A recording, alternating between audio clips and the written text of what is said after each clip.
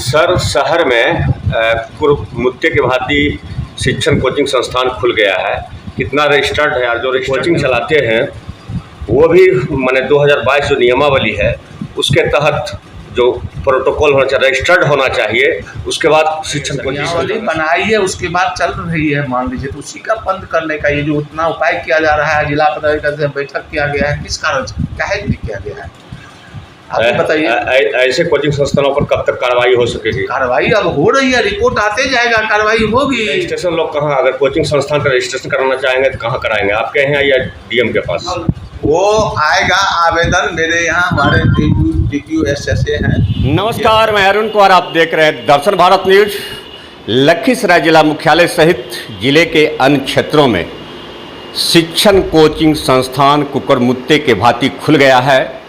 जो मुझे जानकारी है, एक भी कोचिंग संस्थान रजिस्टर्ड नहीं है और शिक्षा विभाग ने बिहार कोचिंग संस्थान नियमावली 2022 लागू किया था और इस नियमावली के तहत 30 दिनों के अंदर शिक्षण कोचिंग संस्थान को रजिस्टर कराना अनिवार्य बताया गया है।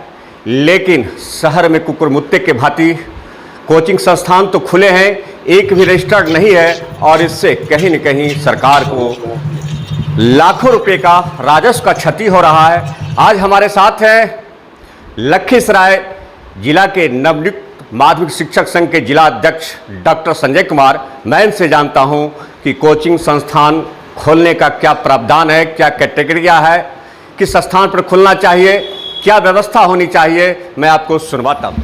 Education is the barometer of the nation. शिक्षा किसी भी राष्ट्र का मानदंड होता है। जो राष्ट्र शिक्षा में इतना आगे होता है उसका विकास उतनी होती है। लेकिन फिलहाल हमारे ज़िले में गैर निबंधित कोचिंग का भरमार हो गया है, जो कि मानक को पूरा नहीं कर रहा है। कोचिंग का मानकीकरण के लिए आप देखेंगे कि एक विशाल कमरा हो, बहुत बड़े वातायन, ओपन विंडो हो, जिससे कि हवा का निर्बाध रूप से आगमन प्रत्यागमन हो सके और बॉयज़ और गर्ल्स के लिए अलग अलग व्यवस्था होनी चाहिए, बैठने के लिए उनके लिए अलग से टॉयलेट का व्यवस्था होनी चाहिए। इसके बाद एक छोटी लाइब्रेरी होनी चाहिए, उससे संबंधित बच्चे उसका लाभ लेंगे। शिक्षक योग्य होना चाहिए। सबसे बड़ी बात है कि उसका फ्रंट जो है आगमन के लिए बच्चे के लिए बिल्कुल निर्बाध रूप से होना चाहिए, गली में नहीं होना चाहिए, सिलेंडर कमरा नहीं होना चाहिए। यहाँ यह देखा जाता है कि बच्चे एक कमरे में भरे पड़े हैं, खिड़कियाँ छोटी है, कार्बन डाइऑक्साइड पूरा भर गया है, बच्चे पसीने से लथपथ हो रहे हैं, कहीं कहीं टीन का सेट है।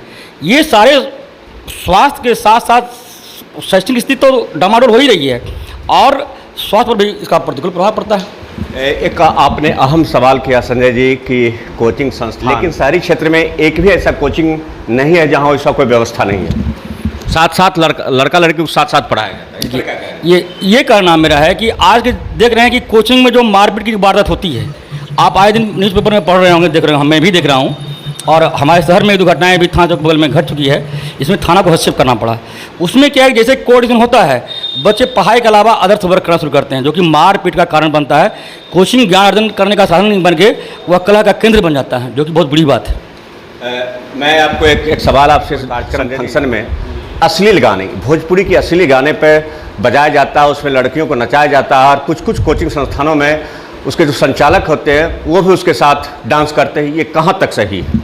यह बिल्कुल गैर कानूनी और अनपार्लियामेंट्री विधि के विरुद्ध या भारतीय दंड विधान इंडियन पेनल कोड के तहत में एक कार्रवाई के लायक है, क्योंकि शिक्षक और छात्र का संबंध जो है बहुत पवित्र संबंध होता है। शिष्याएँ के साथ यह नृत्य करना या भौड़ा गाना बजाना यह बिल्कुल यह गैर कानूनी है और शिक्षा जगत इसका कभी किसी स्थिति में परमिशन नहीं देता है। उसमें क्या माने प्रावधान क्या होना चाहिए कोचिंग का, कैसे रजिस्ट्रेशन, क्या फीस है नहीं है, वो थोड़ा सा बता दीजिए। अभी जो कोचिंग अधिनियम जो सरकार जो प्रस्तुत की है 2022, इसमें है कि आप 1 महीना के अंदर आवेदन देंगे जल शिक्षा पदाधिकारी महोदय के पास। उसके लिए न्यूनतम फी 25,000 रुपया रखी गई है और उस फी देने के बाद में आप रजिस्टर्ड होंगे। उसके बाद एक मानकीकृत एक यूनिटी बनाएगी जिला शिक्षा पदाधिकारी, वह जाके वाच करेंगे कि कोचिंग जो खोला जा रहा है वह मानदंड को पूरा कर रहा है या नहीं कर रहा है, उसका रूप है या नहीं है। जैसे मैंने बोला, उसमें एक प्राथमिक उपचार के लिए फर्स्ट एड एक बॉक्स भी होता है, अग्निशमन के लिए एक अग्निशमन के लिए छोटा वहाँ सिलेंडर भी होता है। ये सारे मानक को पूरा करना पड़ेगा, तब आप खोल सकते हैं। कोचिंग संस्थान में कौन से टीचर पढ़ा सकते हैं, वो भी जरा सा दर्शकों को बता दीजिए। सरकारी विद्यालय के शिक्षक को पूर्णतः मना कर दिया है। वो ट्यूशन किसी भी स्थिति में कभी भी नहीं पढ़ा सकते हैं। लेकिन जो शिक्षक ट्यूशन पढ़ाते हैं, क्योंकि पढ़ाना तो है, क्योंकि बेरोजगारी का समस्या है और कहा गया है कि मरता क्या नहीं करता, भविष्यम किम करोति पापम भविष्यम किम प्रतिभाति किंचित, भूखा क्या नहीं करता है। तो जीव को पाने के लिए कोचिंग जब प्रारंभ कर रहे हैं, इसमें वैसे शिक्षक सरकारी शिक्षक ट्यूशन नहीं पढ़ा सकते हैं और उसको बैन कर दिया गया। पढ़ाते हैं वह गैर कानूनी है।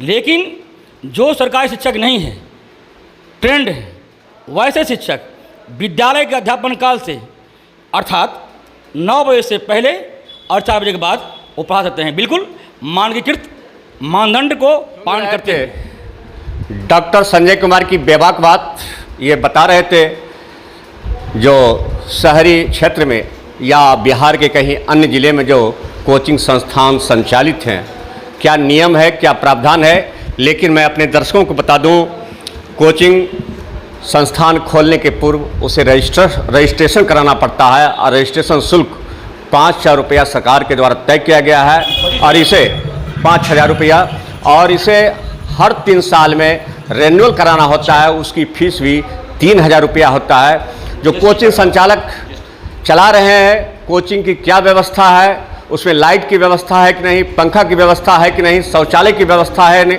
बाथरूम की व्यवस्था है कि नहीं, जो बच्चे पढ़ने के लिए आते हैं वहाँ वाहन पार्किंग की व्यवस्था है कि नहीं, वो सारे दस्तावेज, सारे डॉक्यूमेंट्स प्रस्तुत करना होता है। लेकिन लखीसराय शहर की बात करें तो संभवतः नियमों का पालन नहीं किया जा रहा है।